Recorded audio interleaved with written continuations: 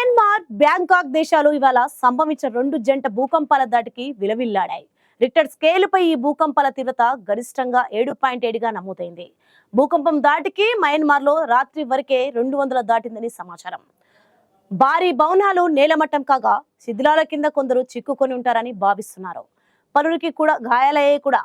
అటు సైన్యం పాలనలో ఉన్న మయన్మార్ రాజధాని నేపిడాలో ఇప్పటికే ఎమర్జెన్సీ ప్రకటించారు. భూ ప్రకంపనల ప్రభావంతో మాండలే నగరంలో ఐకానిక్ వంతెన కూడా కుప్పకూలిపోయింది. దేశంలో పలు చోట్ల ఎత్తైన ప్రార్థనా మందిరాలు, గోపురాలు కూడా కూలిపోయాయి. భూకంపాల నేపథ్యంలో మయన్మార్ సైనిక ప్రభుత్వం అంతర్జాతీయ సాయం కోరింది. మానవతా దృక్పథంతో సాయం అందించాలని ప్రపంచ దేశాలకు విజ్ఞప్తి చేసింది. అటు థాయిలాండ్ లో పెద్ద ఎత్తున భారత పర్యాటకులు చిక్కుకుపోయినట్లు సమాచారం. థాయిలాండ్ లో భారతీయుల సహాయార్థం ఎమర్జెన్సీ హెల్ప్ లైన్ ఏర్పాటు చేశారు. భూకంపం ప్రభావానికి గురైన భారతీయులు ఈ హెల్ప్ లైన్ సేవలు వినియోగించుకోవాలని థాయిలాండ్ లోని భారత ఎంబసీ ఓ ప్రకటనలో తెలిపింది. థాయిలాండ్ లోని భారత ఎంబసీ ఏర్పాటు చేసిన హెల్ప్ లైన్ నెంబర్ ఈ విధంగా ఉంది. చూద్దాం. 6661881918 ఈ నెంబర్ కు డయల్ చేసి సాయం ఆర్జించవచ్చని తెలిపింది. మయన్మార్ కేంద్రంగా 10 కిలోమీటర్ల లోతున వచ్చిన ఈ భూకంపం దాటికి రెండు దేశాల మధ్య 1000 కిలోమీటర్ల దూరం కూడా లెక్కలోకి రాలేదు. రెండింటి మధ్య అంత దూరం ఉన్న ప్రభావం మాత్రం అంతేగా ఉండడం జనాన్ని వణికించింది. జనం ఎక్కడెక్కడ ఇళ్లలోంచి బయటకు వచ్చారు. మరోవైపు మయన్మార్ రాజధాని నేపిడాలో 1000 పడకల ఆసుపత్రి కుప్పకూలింది. ఎక్కువ ప్రాణ నష్టం, అత్యధికంగా క్షతగాత్రులు ఇక్కడే ఉంటారని భావిస్తున్నారు. ఈ ఆసుపత్రిని కొత్తగా నిర్మించారు, ఇంకా పేరు కూడా పెట్టలేదు. ఆసుపత్రి శిథిలాల్లో తమ ఆత్మీయుల కోసం ఎంతో మంది గాలిస్తున్నారు.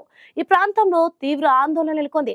మయన్మార్లోని మాండలేలో మసీదు కూలి దాదాపు 20 మంది ప్రాణాలు కోల్పోయారు. టవోంగులో పునరావాస కేంద్రం కుప్పకూలి 5గురు ప్రాణాలు కోల్పోయారు. రెండు దేశాల్లో సహాయక కార్యక్రమాలు ముమ్మరంగా సాగుతున్నాయి. మనం చూసుకుంటే భారీ సంఖ్యలో ప్రాణ నష్టం జరిగి ఉంటుందని అంచనా వేస్తున్నారు. శిథిలాలు తొలగిస్తున్న కొద్దీ మృతదేహాలు బయటపడుతూనే ఉన్నాయి. థాయిలాండ్, మయన్మార్ తో పాటు ఇండియా, చైనా, బంగ్లాదేశ్, వియత్నాం సహా పలు తూర్పు ఆసియా దేశాల్లోనూ ప్రకంపనలు సృష్టించాయి. 7.7 తీవ్రత తర్వాత అబ్జర్ షేక్స్ అనబడే 6.4, 4.9 తీవ్రతతో వరుసగా మరో 3 భూకంపాలు వచ్చాయి. నిజానికి భూకంపాల గురించి మనకు కొన్ని వారాల నుంచే స్పష్టమైన సంకేతాలు వస్తున్నాయి. అన్నింటికన్నా ముందు బల్గేరియా అందురాలైన బాబా వంగా 2025లో రానున్న భూకంపాల గురించి హెచ్చరించడం జరిగింది. దశాబ్దాల క్రితమే ఆమె ఎన్నో ప్రవచనాలు కూడా చేశారు. ఆమె మాటలు ఇప్పుడు నిజమని నమ్మే టైం వచ్చిందంటున్నారు జనం. 2025లో ప్రపంచవ్యాప్తంగా అనేక దేశాలలో వినాశకరమైన భూకంపం సంభవిస్తుందని అంచనా వేసింది. దీనివల్ల విస్తృతమైన విధ్వంసం జరుగుతుంది, భారీ ప్రాణ ఆస్తి నష్టం జరుగుతుందని అంచనా వేశారు కూడా. నిజంగానే గత కొన్ని రోజులుగా అమెరికా నుండి ఆసియా ఖండం వరకు భూకంప ప్రకంపనలు సంభవిస్తున్నాయి. మరి ఆమె జోస్యమే కాదు, షష్టగ్రహ కూటమి కారణంగా ప్రపంచ వ్యాప్తంగా పలు విధ్వంసాలు, భూకంపాలు వస్తాయన్న ప్రచారం కూడా చాలా రోజులుగా జరుగుతుంది. అంతా అదో గాసిప్ అనుకున్నారు, కానీ వారి జోస్యం మేరకు మార్చి 29 తర్వాత ఇంతకు మించిన ప్రళయాలు కూడా వచ్చే అవకాశం ఉందని చెప్పడం జరిగింది. రిక్టర్ స్కేలుపై 7.7 మ్యాగ్నిట్యూడ్ భూకంపం అంటే మామూలు విషయం కాదు. దాదాపు సగం నగరం ధ్వంసమయ్యేంత తీవ్రత. ఈ స్థాయిలో భూకంపం రావడం ఇప్పుడు మరోసారి షష్టగ్రహ కూటమి భయాలను తెర మీదకి తెస్తోంది. వరుసగా వస్తున్న ఈ ప్రమాదాలు చూస్తుంటే షష్టగ్రహ కూటమి వల్ల ఏదో ప్రళయం రాబోతుందనే టెన్షన్ చాలా మందిలో మొదలైంది. షష్టగ్రహ కూటమి అంటే ఒక నిర్దిష్ట రాశిలో సూర్యుడు, బుధుడు, శుక్రుడు, చంద్రుడు, శని, రాహు లాంటి 6 గ్రహాలు కలిసి ఉండటం. ఇది ఖగోళ శాస్త్రంలో చాలా అరుదుగా జరిగే జ్యోతిష సంఘటన. దీన్ని కొన్నిసార్లు అశుభంగా పరిగణిస్తారు. ఇక్కడ ట్విస్ట్ ఏంటంటే ఈ షష్టగ్రహ కూటమితోనే ఈ ఉగాది ప్రారంభం కాబోతోంది.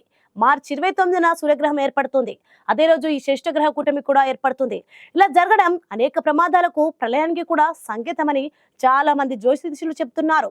ఎవరి వాదనలు ఎలా ఉన్నా ప్రపంచ వ్యాప్తంగా వరుసగా జరుగుతున్న పరిణామాలు, ప్రమాదాల నేపథ్యంలో త్వరలో రాబోతున్న షష్టగ్రహ కూటమి తర్వాత ఏం జరుగుతుందనేది ఇప్పుడు ఇంట్రెస్టింగ్ గా మారింది.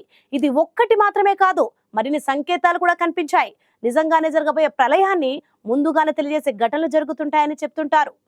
వాటిని నిపుణులు మాత్రమే పసిగట్టే అవకాశం ఉంటుంది. లేదంటే దశాబ్దాలుగా అక్కడే నివాసం ఉంటున్న స్థానికులు కూడా ఈ విషయాలను అంచనా వేస్తుంటారు. తాజాగా యూకేలోనూ ఇలాంటి ఓ వింత ఘటన జరిగింది.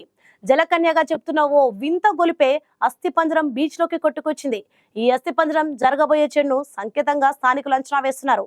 ఎప్పుడు ఏం జరుగుతుందోనని అక్కడ స్థానికులు భయంతో వణికిపోతున్నారు. బీచ్ లో నడుచుకుంటూ వెళ్తున్న ఓ జంట వింత ఆకారాన్ని చూశారట. మనిషికి రెక్కలు ఉన్నట్లుగా కనిపించిందట. దానికి చేపల తోక కూడా ఉండటాన్ని గమనించారు. వింతైన ఈ అస్థి పంజరాన్ని చూసి వెంటనే ఫోటోలు తీశారు. వాటిని సోషల్ మీడియాలో షేర్ చేశారు. ఈ ఫోటోలు ప్రస్తుతం సోషల్ మీడియాలో వైరల్ అవుతున్నాయి. ఆ ఆకారం కూడా కుళ్ళిపోయినట్లు కనిపించడం లేదని వివరించింది. చాలా మంది ఆ వింత రూపాన్ని చూసారే కానీ ఖచ్చితంగా అదేంటన్నది చెప్పలేకపోయారు. గతంలో ప్రళయానికి ముందు ఈ బీచ్ లో ఇలాంటి ఘటనలు జరిగినట్లు స్థానికులు చెప్తున్నారు. సో ఇది మాత్రమే కాదు, సముద్రం అట్టడుగున కటిక చీకట్లో సంచరిస్తుండే అరుదైన చేపలు తీరానికి కొట్టుకొచ్చాయి. అలాంటి చేపలు తీరానికి వచ్చి చనిపోవడం అశుభంగా జపాన్ దేశస్తులు నమ్ముతారు. వారికి గతంలో ఎన్నోసార్లు తీవ్రమైన భూకంపాల గురించిన అనుభవం ఉంది. ప్రళయాన్ని సూచించే పెను భూకంపాలు వచ్చే సమయంలో ఇలాంటి సూచనలు వారికి గతంలోనూ కనిపించాయట.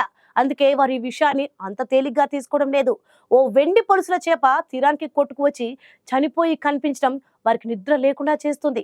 ఎప్పుడు ఏం జరుగుతుందోనని బిక్కు బిక్కుమంటూ కాలం గడుపుతున్నారు ప్రజలు.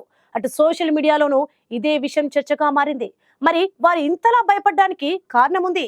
జపాన్ సముద్ర తీరంలో కనిపించిన ఈ చేపను ఓవర్ ఫిష్ అంటారు. గతంలో సంభవించిన ఉపద్రవాల నేపథ్యంలో డూమ్స్ డే ఫిష్ అని కూడా అంటారు. ఇవి సుమారు 32 అడుగుల పొడవు పెరుగుతాయి. బయటకు చాలా అరుదుగా కనిపించే ఈ చేపను గాడ్స్ మెసెంజర్ గా వీరు భావిస్తుంటారు. 2011లో విధ్వంసక టోహోకు భూకంపంచ సునామీకి కొన్ని నెలల ముందు జపాన్లోని బీచ్లలో అనేక ఓవర్ ఫిష్లు కొట్టుకొచ్చినప్పుడు ఈ నమ్మకాలు జపాన్ దేశస్తులో మరింత బలపడ్డాయి. ఈ విపత్కర సంఘటన రిక్టర్ స్కేల్ పై 9.0గా నమోదై విస్తృత విధ్వంసం మరణాలకు దారితీసింది. ఇది డూమ్స్ డే ఓవర్ ఫిష్ నమ్మకాన్ని మరింత బలపరిచింది. డూమ్స్ డే అంటే రాబోయే ప్రళయం అని అర్థం. రిబ్బన్ లాంటి శరీరం, పొడవైన ఆకారం, వెండి పొలుసులతో మెరిసిపోయే ఈ ఓవర్ చేప మెక్సికోలోని బాజా కాలిఫోర్నియా తీరానికి కూడా కొట్టుకొచ్చింది. దీంతో ఈ వార్త సోషల్ మీడియాలో సంచలనంగా మారింది. ఏ ఇద్దరిని కదిలించినా అక్కడ ఇప్పుడు దీని గురించే మాట్లాడుకుంటున్నారు. ఈ చేపలు బయటకు రావడం అంటే వినాశనాన్ని సూచిస్తున్నాయని అర్థమని వారిలో ఆందోళన మొదలైంది.